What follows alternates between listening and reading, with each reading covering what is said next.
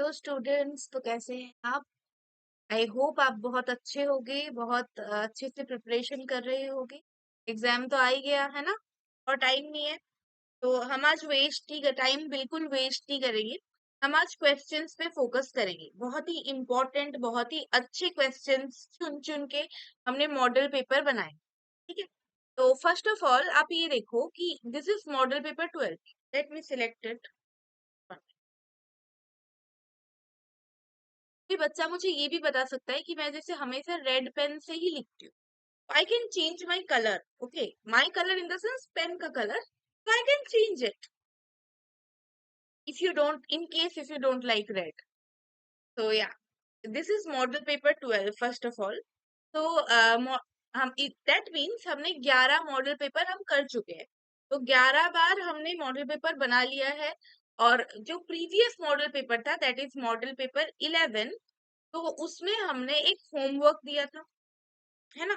तो जिन बच्चों ने होमवर्क करके भेजा तो बहुत बढ़िया बात है आपकी, like you are doing great and आप बहुत सिंसियर हो, आप बहुत ओबीडियंट हो, आपका सिलेक्शन तो होना चाहिए। आपकी सिंसियरिटी को देखते हुए आई कैन से दैट जिन बच्चों ने नहीं किया है उनको उनके लिए मेरा थोड़ा सा कंसर्न रहेगा। और मेरी उम्मीद ये रहेगी कि ये मॉडल पेपर 12 में भी जो जो क्वेश्चन मैं एज अ होमवर्क दे रही हूँ, आप प्लीज वो कर लो एटलीस्ट, है ना। क्योंकि ये बहुत इंपॉर्टेंट क्वेश्चन है, ऐसे मैं बार बार एक ही चीज बोलती हूँ, इस टाइप के क्वेश्चन ही एग्जाम में आएंगे। एग्जाम का पेपर इतना भी हार्ड नहीं होगा, it will be very easy. और सब कंटेंट में से ही आएगा जो कंटेंट हम आपको दे रहे हैं। आपको कहीं और भागने की कोई जरूरत नहीं है। ठीक है। तो देखो, आप बोल रहे हो कि आप अगर सोच रहे हो कि कहीं किसी और चैनल से पढ़ते हैं या फिर कि कहीं और से प्रिपरेशन भी करने का सोच रहे हो, तो फिर देखो हमारे टॉपर्स है। ठीक है।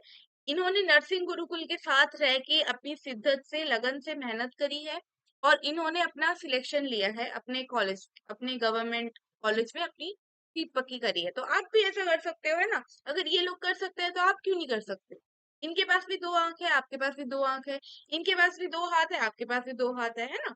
सब कुछ सिमिलैरिटी है, तो फिर ये कर सकते हैं तो आप क्यों नहीं, है ना। तो चलो, बहुत हो गया बातें। उससे पहले मैं कुछ चीजें मैं आपको मेंशन कर देना चाहूंगी क्वेश्चन स्टार्ट करने से पहले। दैट इज, इस वीडियो के आप डिस्क्रिप्शन बॉक्स जरूर चेक कीजिए। वहां पे आपको कुछ चीजें मिलेंगी। फर्स्ट ऑफ ऑल आपको मिलेगी नर्सिंग गुरुकुल हमारा जो ऐप है, ऐप का लिंक मिलेगा। तो आप उस लिंक से डायरेक्ट आप डाउनलोड कर सकते हो ऐप को। सेकंड थिंग क्या मिलेगा, वो मिलेगी आपको टेलीग्राम चैनल की link. If you join there, you will get a personal mentorship. आपको हर तरह की गाइडेंस मिलेगी, आपको डेली टास्क टारगेट्स मिलेंगे। दैट इज वेरी गुड, है ना, ये आपको लेना चाहिए अभी भी। और थर्ड थिंग क्या मिलेगी, थर्ड थिंग ये मिलेगी कि ये जो प्लेलिस्ट हम चला रहे हैं केमिस्ट्री की, जैसे दिस इज मॉडल पेपर 12, तो 11 जो मॉडल पेपर्स हैं, तो जो प्लेलिस्ट बनी है ना, तो उसकी लिंक भी आपको डिस्क्रिप्शन बॉक्स में मिल जाएगी। ठीक है, आपको कहीं भागा दौड़ी करने की कोई जरूरत नहीं है। ठीक है। चलो, अभी हम क्वेश्चंस करेंगे, क्वेश्चन स्टार्ट करते हैं। क्वेश्चन नंबर 1 क्या बोलते हैं, how many coulombs of electricity are required to deposit 1 mole of Ag from Ag plus solution. 1 mole of Ag से एजी प्लस जाना है, तो कितने मोल कितने कुलम चार्ज लगेगा, हाउ कुलम ऑफ इलेक्ट्रिसिटी, कितना कुलम इलेक्ट्रिसिटी लगेगी। तो देखो, एजी से हम एजी प्लस कैसे जा सकते हैं।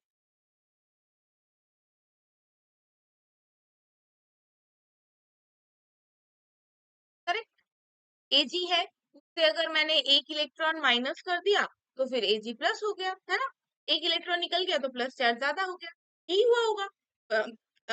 मतलब ये जो प्रोटॉन है, प्रोटॉन तो कहीं बाहर आना जाना करते नहीं है, बाहर आना जाना सिर्फ और सिर्फ इलेक्ट्रॉन करते हैं। तो इलेक्ट्रॉन यही करेंगे, एक इलेक्ट्रॉन निकल गया होगा, एजी प्लस बन गया होगा। तो जो ट्रांसफर हुआ है वो एक इलेक्ट्रॉन का हुआ है। अब हमें ये पता है कि एक इलेक्ट्रॉन मतलब 1 मोल इलेक्ट्रॉन, एक इलेक्ट्रॉन इन द सेंस 1 मोल, क्योंकि एजी 1 मोल था। ये कितना था, 1 मोल। फिर से इलेक्ट्रॉन निकल गया होगा तो 1 मोल इलेक्ट्रॉन निकल गया होगा। तो हमें ये पता है कि 1 मोल electron carries 1 Faraday charge, 1 Faraday charge. Correct. 1 Faraday कितना होता है? 1 फैराडे होता है इतना, 96500। ये आपको याद रखना है। यहाँ पे देखो 96500, ऑप्शन नंबर ए। इजी था क्वेश्चन, है ना? क्या करना था, हमें सिर्फ देखना था कि एजी से एजी प्लस जा रहा है, तो एजी से एजी प्लस कौन जा रहा है, मतलब कैसे जा रहा है, एक इलेक्ट्रॉन, एक मोल इलेक्ट्रॉन इधर उधर हुआ होगा, है ना? तो हमें ये पता है एक मोल इलेक्ट्रॉन 1 फैराडे चार्ज कैरी करता है, तो वही पूछा गया है यहाँ पे। Question number 2। क्वेश्चन नंबर 2 क्या बोल रहा है कि how number of molecules present in 11 gram CO2। 11 gram CO2 में कितने मॉलिक्यूल, कितने नंबर ऑफ मॉलिक्यूल्स प्रेजेंट होंगे? ठीक है, तो हमें यहाँ पे पहले तो मोल निकालना है, नंबर ऑफ मोल्स। ठीक है, number of moles. Number of moles का फॉर्मूला मैंने पिछले वीडियो में बहुत अच्छे से कराया था। वही फॉर्मूला होता है given mass by actual mass, मैंने बोला था। गिवन मास देखो 11 ग्राम, है ना? एक्चुअल मास 44 है, 1/4। अब हमें ये पता है कि एक मोल इलेक्ट्रॉन में, सॉरी, एक मोल CO2 में कितने मॉलिक्यूल, कितने नंबर ऑफ मॉलिक्यूल्स है? 6.022 इंटू 10⁻23। तो यहाँ पे हमें चाहिए 1/4 में, तो 6.02 10⁻23 इंटू 1/4। अब ये कैलकुलेशन आप खुद करो, खुद करके ले प्लीज लेट मी नो कि मैम ये आंसर आ रहा है तो ये सही है कि नहीं। खुद करोगे आप ये calculation. Question number 3। Question number 3 बोल रहा है कि molality, the molality of a solution containing 9.8 gram H2SO4 in 500 gram water. ठीक है, 500 ग्राम वाटर में H2SO4 9.8 ग्राम है, तो मोलैलिटी, मोलैलिटी जाननी चाहिए है। तो मोलैलिटी का फॉर्मूला क्या होता है? मोलैलिटी, ये मैंने पिछले वीडियो में बहुत अच्छे से कराया था, है ना? 0.5 लीटर में हमें चाहिए होता है ना? देखो कितना आंसर आएगा।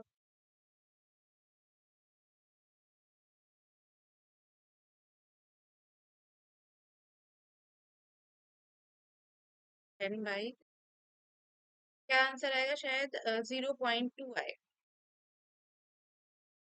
0.2 आप ये कैलकुलेशन करो, कैलकुलेशन तो आप खुद भी कर सकते हो, है ना? तो यहाँ पे देखो मोलैलिटी का मैं एक और लिख देती हूँ। मोलैलिटी, मास ऑफ सल्यूट, उसे मिटाना।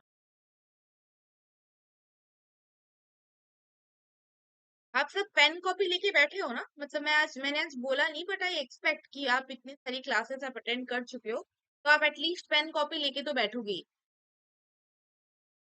है ना? आप करो ये कैलकुलेशन करो तब तक। Let me have my water break.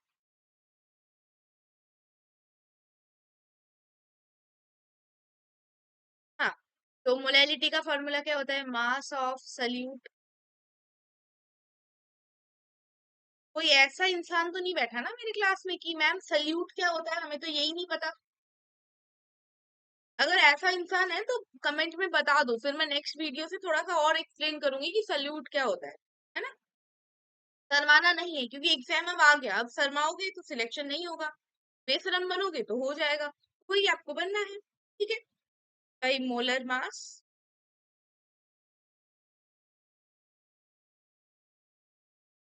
To volume in litre.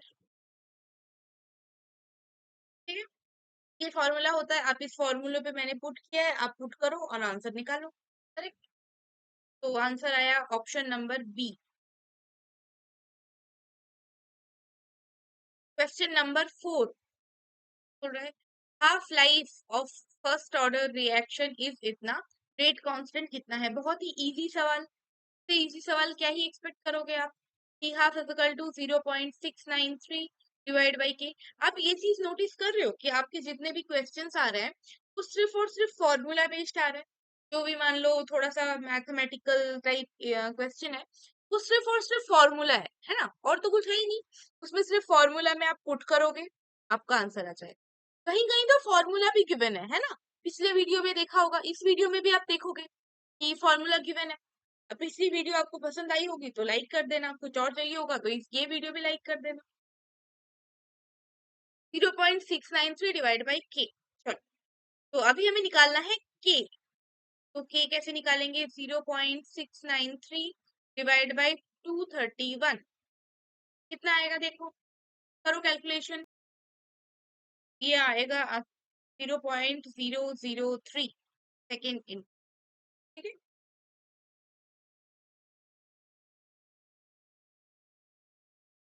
Question number 5, number of radial nodes in 6s orbital. 6s orbital में रेडियल नोड कितना होगा? रेडियल नोड का फॉर्मूला मैंने पिछली वीडियो में बताया था, फिर से बता रही हूँ क्योंकि ये बहुत इंपॉर्टेंट है। ऐसा नहीं है कि मैम बार बार बोल रही है तो वहां पे एग्जाम में गिवन होगा, ये नहीं गिवन होगा। ये गिवन होगा तो कुछ सेंस ही नहीं बनता क्वेश्चन का, है ना? तो ये आपको याद रखना है। रेडियल नोड होता है n-l-1। अब n होता है प्रिंसिपल क्वांटम नंबर, ये देखो 6। यहाँ पे n की वैल्यू कितनी है? 6। l होता है एजिमुथल क्वांटम नंबर, जिसकी वैल्यू मैंने बताई हुई है, 1 तो 1 है। ठीक है। अभी for this question 6s orbital, n की वैल्यू कितनी है? 6। l की वैल्यू कितनी है? 0 -1। 0 ना, क्योंकि देखो एल की वैल्यू एस ऑर्बिटल के लिए होती है 0, पी के लिए होती है 1, डी के लिए होती है 2, एफ के लिए होती है 3, है ना? तो यहाँ पे देखो 5, 5 आंसर पे क्लिक करेंगे, नंबर उठाएंगे और निकल लेंगे एग्जाम से।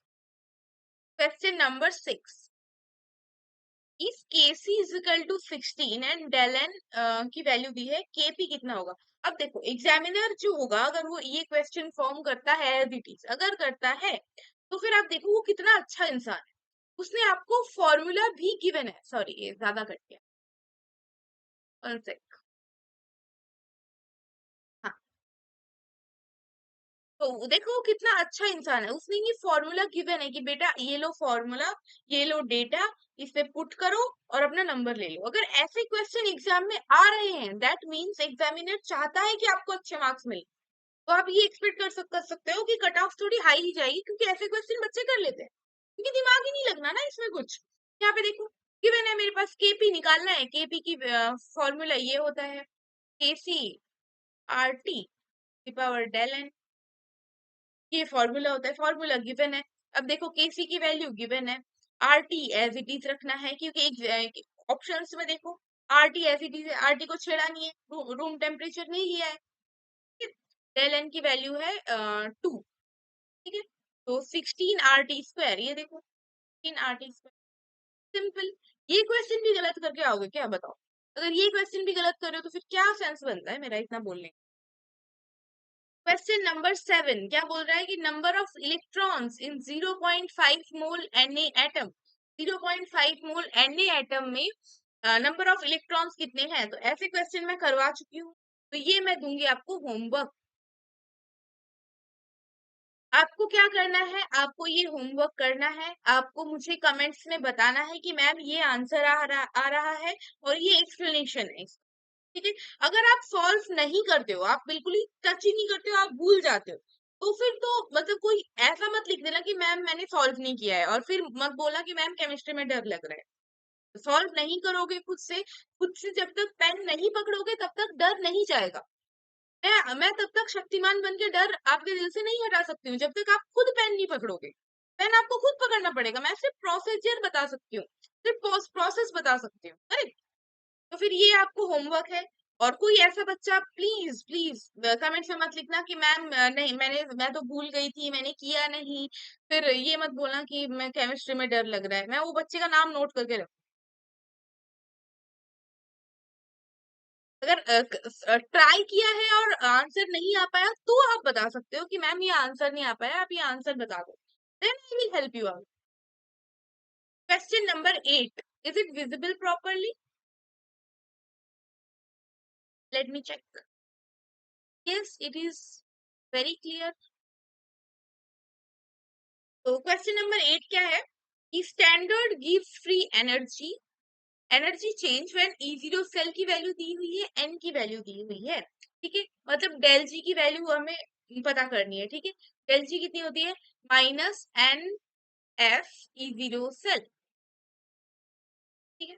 अब कुछ बच्चे ये माइनस देना भूल जाएंगे, तो आंसर गलत हो जाएगा, है ना। तो ये सब मत करना, ये सब छोटी छोटी मिस्टेक्स होती है जो आपको अवॉइड करनी होती है टू स्कोर गुड। तो देखो, एन की वैल्यू गिवन है 2 - 2 इंटू एफ की वैल्यू हमें पता है 96500, E0 सेल की वैल्यू भी गिवन है 2, ठीक है। तो अभी ये करो कैलकुलेशन, आप कैलकुलेशन करके कितना आ रहा है आपको देखो, मेरे हिसाब से तो ये आना चाहिए।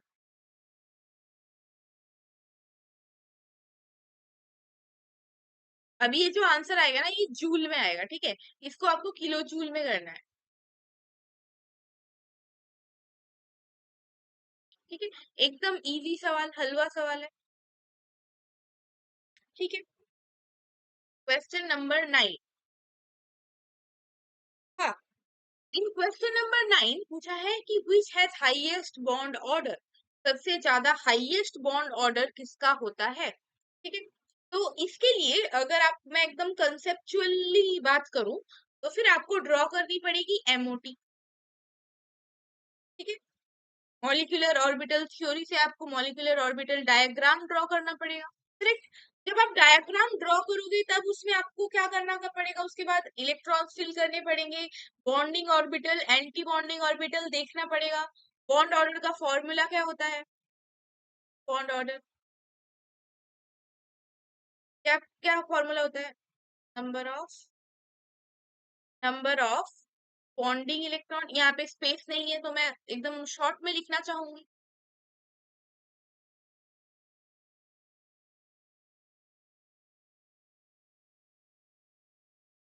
ठीक है। Number of bonding orbital minus number of anti bonding orbital divide by 2, ये होता है बॉन्ड ऑर्डर का फॉर्मूला। तो आप क्या करोगे, आप एमओटी से सबका ड्रॉ करोगे, मॉलिक्यूलर ऑर्बिटल डायग्राम ड्रॉ करके, इलेक्ट्रॉन फिल करके, आप खुद ये देखोगे बॉन्डिंग ऑर्बिटल में कितने हैं, एंटी बॉन्डिंग में कितने हैं, फिर आप निकालो, ठीक है। अब मैं बताती हूँ आपको एक ट्रिक, ठीक है। मान लो ये देखो, जैसे N2 है, ठीक है। इसका वेट कितना होता है, मोलर मास कितना होता है, 14, करेक्ट। तो जिसका 14 होगा ना, उसका बॉन्ड ऑर्डर आता है 3। अब जब ये 15 हो जाएगा, 16 हो जाएगा, 17 हो जाएगा, यहाँ पे 13 12, तो ये बॉन्ड ऑर्डर ना 0.5 करके डिक्रीज करेगा, यहाँ पे होगा 2.5, यहाँ पे हो जाएगा 2, यहाँ पे हो जाएगा 1.5, ऐसा करके डिक्रीज करेगा, ठीक है। तो ये एक ट्रिक है, तो सबसे ज्यादा होती है जिसकी 14 मोलर मास होता है, उसका सबसे ज्यादा होता है, तो यहाँ पे N2 का सबसे ज्यादा होगा।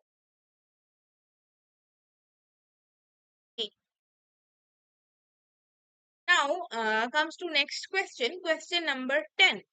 क्या बोलता है, number of orbitals in n is equal to 7 shell, n is equal to 7, number of orbitals निकालने हैं, नंबर ऑफ ऑर्बिटल निकालने हैं। तो क्या होता है उसका फॉर्मूला, n स्क्वायर, है ना। ये ऐसा क्वेश्चन कराया हुआ है, 49, 7 का स्क्वायर कितना होता है, 49, है नहीं, करेक्ट। नेक्स्ट क्वेश्चन देखो,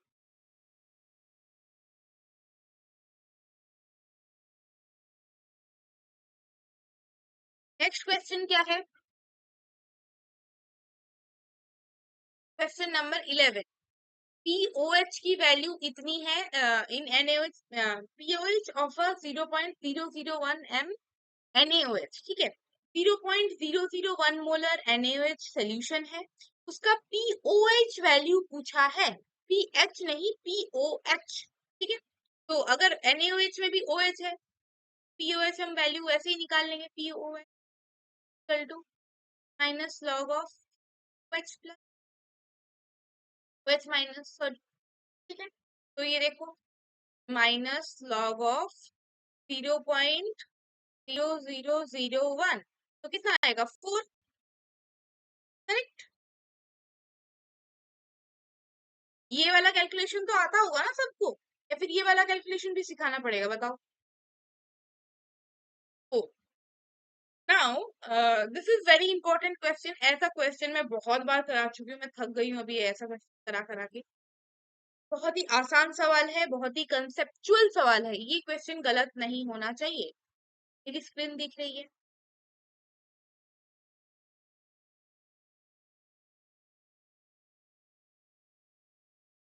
ये अच्छा है। अब ये बी नहीं लग रहा, अब ये अल्फा लग रहा है।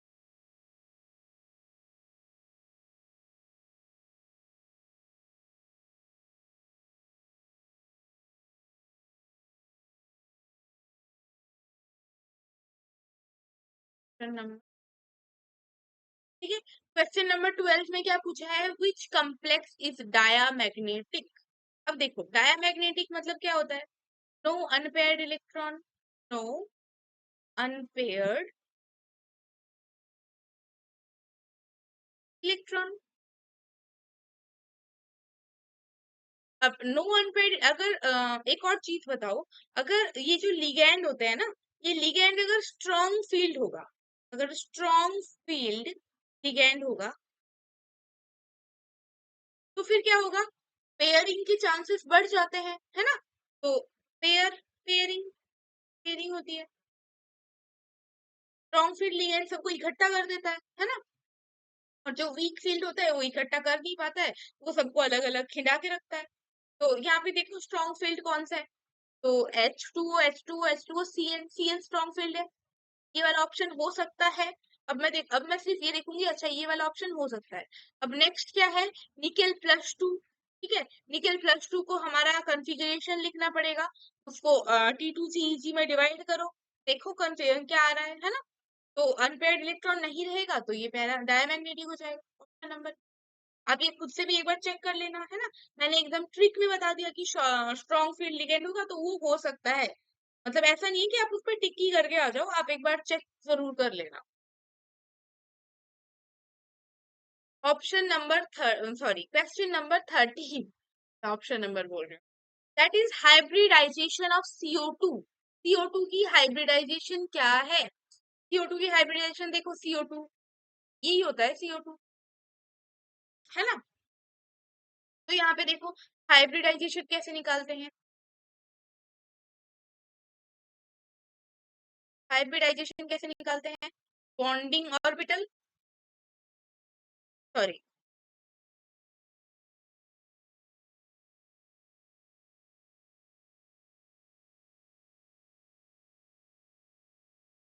कैसे निकालता है, bond pair plus lone pair. अब यहाँ पे देखो बॉन्ड पेयर कितने हैं, एक और एक दो, सिग्मा बॉन्ड काउंट होते हैं। लोन पेयर कार्बन के पास है नहीं, और 4 हाथ होते हैं कार्बन के पास, चारों हाथ यूज हो चुका है, करेक्ट। तो फिर ये जीरो कितना होता है, 2। 2 मतलब क्या होगा, SP, एस में एक, पी में एक, SP। Option number A. Question number 14 क्या बोला है, which ligand produces maximum crystal field splitting। कौन सा ligand maximum crystal field splitting करवाता है, तो ये आपको पता होना चाहिए कि strong field ligand, strong field ligand. अब स्ट्रॉन्ग फील्ड वीक फील्ड आपको कहाँ से पता चलता है, कि स्पेक्ट्रोकेमिकल सीरीज, स्पेक्ट्रोकेमिकल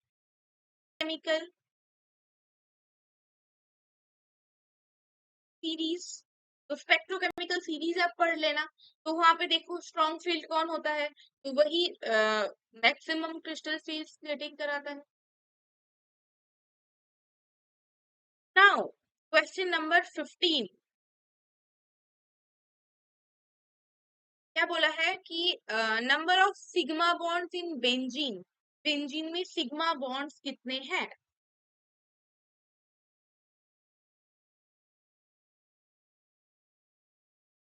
हम्म, तो हम सबसे पहले क्या करेंगे, बेंजीन का स्ट्रक्चर ड्रॉ करेंगे। बच्चे क्या करते हैं, उन्होंने पता है कि अच्छा मैम ये होता है बेंजीन, तो यहाँ पे सिग्मा बॉन्ड देखो, 1 2 3 4 5 6 सिग्मा बॉन्ड है, ये 6 यहाँ पे गिवन है, तो इस पे टिक करेंगे। तो और बाहर आके बोलेंगे मैम हमारा तो एग्जाम बहुत अच्छा हुआ है। लेकिन आप क्या करते हो, आप एकदम डिटेल में नहीं जाते हो, उसको अच्छे से नहीं पढ़ते हो।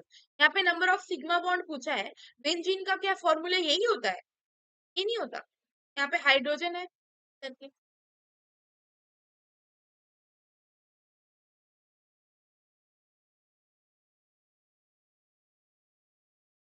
ये हाइड्रोजन है ना, क्योंकि कार्बन के 4 हाथ होते हैं, अब चारों हाथ हमें कंप्लीट करने पड़ेंगे। हम ये मान लेते हैं कुछ नहीं है मतलब हाइड्रोजन है, तो यहाँ पे तो लगाना पड़ेगा कि ये हाइड्रोजन और ये कार्बन का बॉन्ड भी सिग्मा बॉन्ड है, करेक्ट। तो 1 2 3 4 5 6 दिखा ना मेरे साथ। ये देखो 1 2 3 4 5 6, 6 बॉन्ड तो ये हो गए। ये 7वां बॉन्ड है, 8वां बॉन्ड है, ये 9th बॉन्ड है, ये 10th बॉन्ड है, ये 11th बॉन्ड है, ये है 12th बॉन्ड। तो यहाँ पे देखो 12 sigma bond, option number C. ठीक है। क्वेश्चन नंबर 16 क्या है, which has highest ionization energy, सबसे ज्यादा हाईएस्ट आयनाइजेशन एनर्जी किसकी होती है। तो देखो अगर आपके पास आयनाइजेशन एनर्जी का ऑर्डर पूछ रहा है और नोबल कोई भी नोबल गैस एक ऑप्शन में गिवन है, तो मैं बता सकती हूँ कि वो नोबल गैस आंसर हो सकता है। ठीक है, क्योंकि नोबल गैस की ionisation energy is generally very high. लेकिन यहाँ पे क्या है, यहाँ पे जो 4 ऑप्शन दिए हैं, ये चारों ही नोबल गैस है, हीलियम नियॉन आर्गन क्रिप्टॉन, चारों ही नोबल गैस है। तो फिर यहाँ पे क्या आंसर आएगा, यहाँ पे आपका आएगा हीलियम, क्योंकि हीलियम का होता है साइज छोटा, होता है हीलियम का होता है size less, that's why helium has highest ionisation energy among all the noble gases। Question number 17 क्या है, number of angular nodes in 5s orbital, 5f orbital में नंबर ऑफ एंगुलर नोड्स कितने हैं। देखो 5f ऑर्बिटल में angular nodes कितना, angular कैसे निकालते हैं, एजीमुथल क्वांटम नंबर एल ही होता है। एंगुलर नोड कैसे निकालते हैं, एल। एल मतलब क्या होता है, एजीमुथल क्वांटम नंबर, करेक्ट। अब एजीमुथल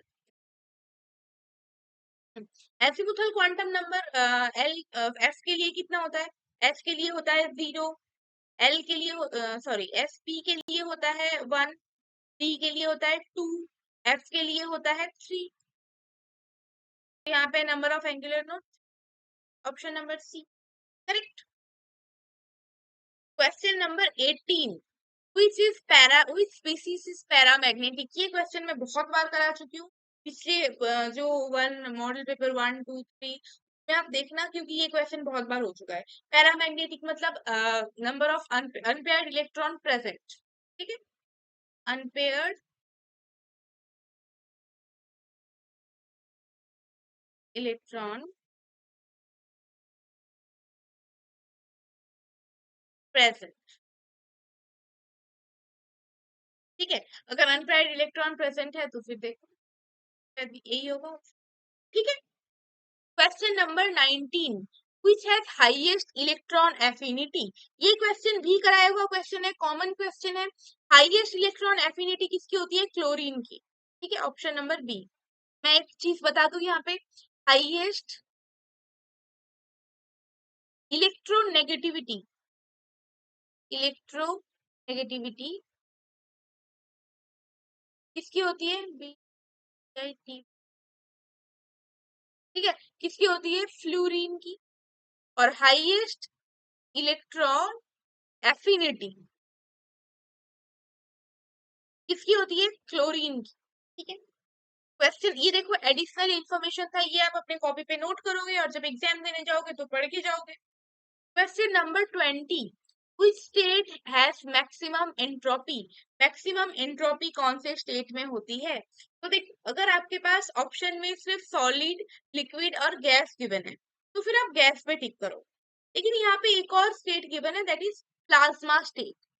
अगर प्लाज्मा स्टेट गिवन है तो फिर मैक्सिमम एंट्रोपी प्लाज्मा स्टेट में ही होगी। ठीक है, क्योंकि entropy, what is entropy, randomness, randomness.